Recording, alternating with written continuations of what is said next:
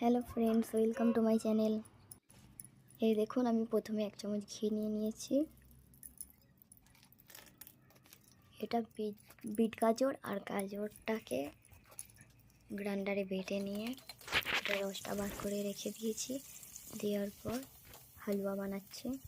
এই দেখুন, ঘিটা গরম হয়ে গেছে। এবার আমি কাজু বাদাম আর কিশমিশ দিয়ে দিয়েছি। এবার এর মধ্যে আমি গাজর বাটাটা দিয়ে দিলাম।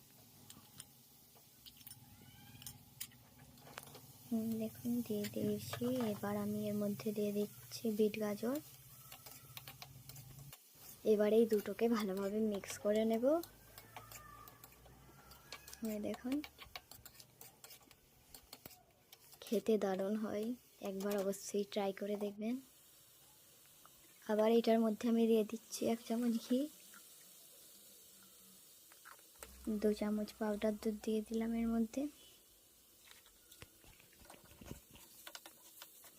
এলাইচি দিয়ে দেবো। এবার 4টে এলাইচি নিয়েছি।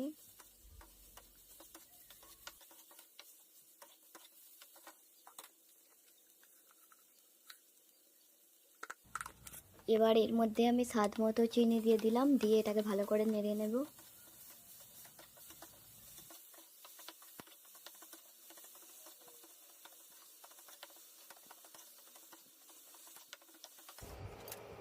এই দেখুন, হালুয়া পুরোপুরি রেডি হয়ে এসেছে।